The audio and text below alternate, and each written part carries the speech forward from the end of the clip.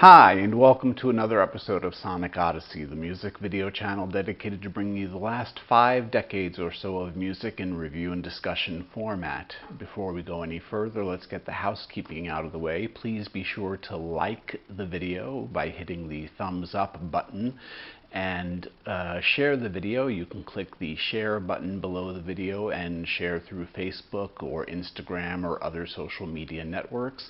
And also please subscribe to the video channel so you can be up to date with all things Sonic Odyssey, and you click the little bell icon next to the subscribe button. You'll get a notification each time I post a new video. Also, I would ask you to please consider visiting my Patreon page. I have a Patreon account, the link for which is in the show description right below the video, and you can go there and take a look and see what's on offer. And your patronage would be greatly appreciated. So let's dive into today's topic. Today we're going to be listening to and looking at the debut album eponymously titled from Iowa's own Slipknot. Slipknot is a band that is most prominently known for their grand theatrics and extreme musical stylings. They've been around over 20 years, and they have a really rich history as well as a very interesting catalog of albums to look at. But we're going to be looking at the debut album just a little bit. The band, just for a little bit of bio, was formed in the head of Sean "Clown" Crahan. He's a percussionist. He formed the band in the early 1990s as a way to kind of deal with the tragic passing or murder of his uncle in the early 1990s, and it was a way for him to deal with his emotional issues and have an outlet. So he teamed up with Joey Jordison, a drummer, and Paul Gray, a bassist, and they went through a number of member changes, number of lineup changes before ultimately coming out with their debut album with the lineup that I'm going to go through for you. A lineup that totaled 9 people in all. And it would be that way for the better part of a decade. This lineup of musicians would stay the same for the better part of over 10 years. They initially went by numbers rather than by their names. As you know, they wear masks on stage and numbers on their clothing. They usually wear sort of matching overall jumpsuits. So the number 8 member is the vocalist Corey Taylor. Number 7 would be Mick Thompson on guitars. Number 6, the aforementioned Sean "Clown" Crahan on percussion, samples, media, and backing vocals. Number 5 would be Craig 133 Jones on keyboards, samples, and media. Number 4, Josh Brainerd on guitars. Number 3, Chris Fenn on percussion and backing vocals. Number 2, the also aforementioned Paul Gray on bass.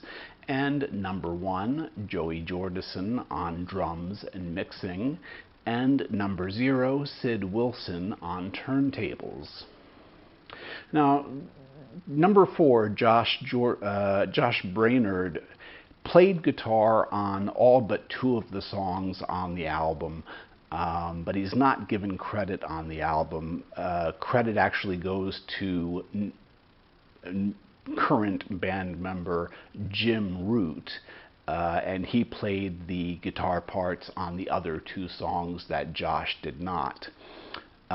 So Jim Root is a part of that over a decade-long lineup. Josh Bernard left in 1998 during the recording of the album, but he did record the guitar parts for all but two of the songs on the album. Sadly, here in 2021, we also have to acknowledge that we have lost Paul Gray. He passed in 2010 from an accidental drug overdose. And more recently, just a couple of weeks ago, Joey Jordison, at the tender age of 46, passed away from lingering medical problems. He had been suffering from some medical issues for a number of years. So the band soldiers on without them and is still a going entity. Slipknot is an extremely heavy metal group, which is known for their exciting and lavish stage shows, and their sound is often typified by a great wall of sound. It is a very overwhelming, overpowering, senses battering kind of music style. They really bring everything to bear in a powerful and forward aggressive manner. But they don't always start out that way, as we're going to hear with a sample that I'm going to play the opening bit of a song which is from this debut album, Slipknot, from 1999. The song is called Prosthetics.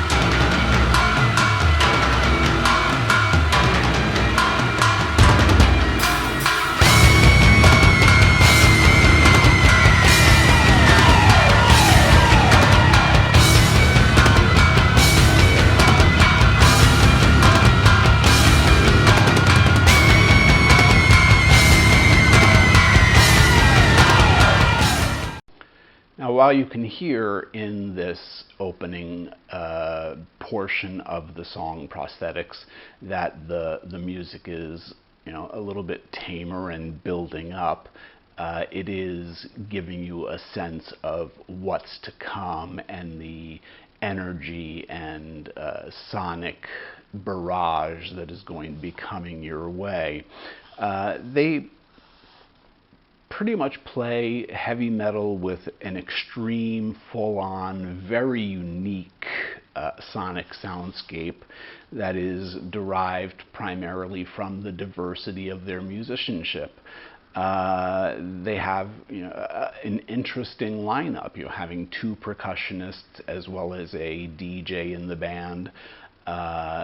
They, with the two guitarists as well, they really are able to create very dramatic and pounding and barraging sort of sonic soundscapes, which is really quite good. I mean, they provide a great outlet for the aggressive nature of the lyrics and the themes that the band is behind, which tend to be more aggressive, violent, or horror-styled,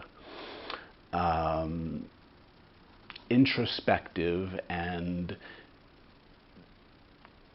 definitely of a more morose nature than an uplifting and cheerful nature. The brutality of their music that I alluded to can be heard in the next sample that I'm going to play for you, which is from the song entitled Eyeless.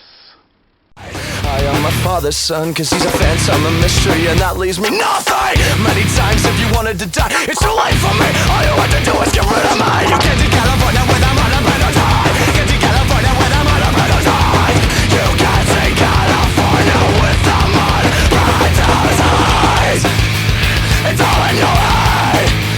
It's all in my head. It's all in your head. Yeah.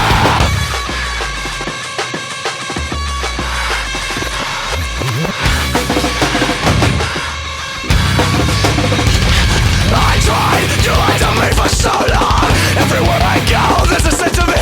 Pick up my antics and give me a choice. Doesn't matter if I give a shit a shot. That you gave me. You get to California with a monopoly eyes. Get to California with a monopoly eyes.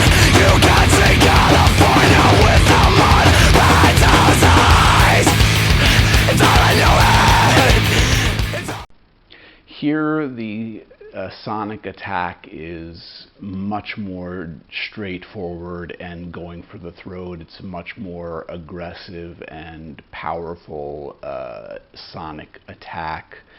It's got the crushing guitars, and we have Corey Taylor's singing as well as screaming style of vocals. He goes to this, range of different vocal styles, even in just this one small sample. And the group as a whole lends itself to the wall of sound that you hear in this sample.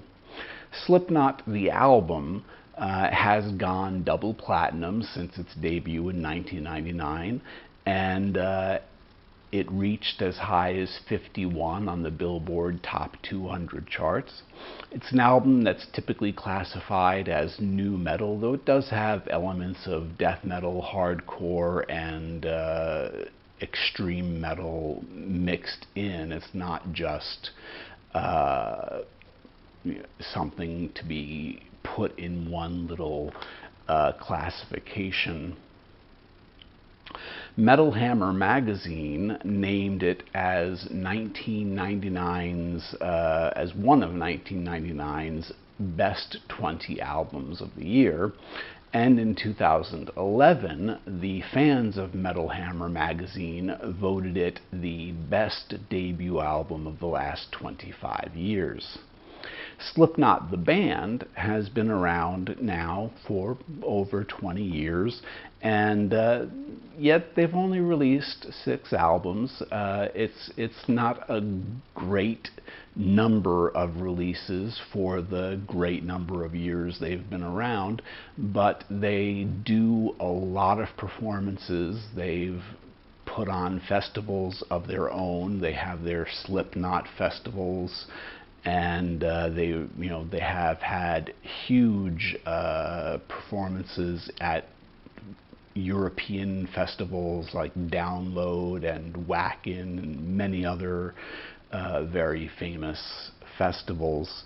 And some members of the band are involved in other side projects, such as Corey Taylor being involved with the band Stone Sour, a band that he was actually a part of prior to being asked or kind of forced to join Slipknot as their vocalist.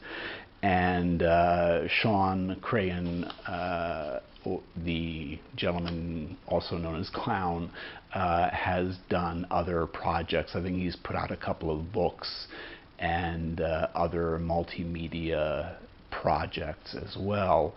So they've got their hands in a number of different cookie jars. Slipknot, the album, is a very strong debut album, and it is very hard, but they actually probably topped themselves with their sophomore album, simply entitled Iowa, and that one is bleaker, darker, and heavier and harder than Slipknot, the debut album. It's a great listen in itself, but I think the debut album deserves to be recognized here today as a foundation building block for what has become a force in the music industry. And Slipknot is that powerful force, and they're quite good at what they do. And I hope you enjoyed listening to those samples, and you'll consider giving Slipknot by Slipknot from 1999 a listen. It's got a variety of great tracks on it.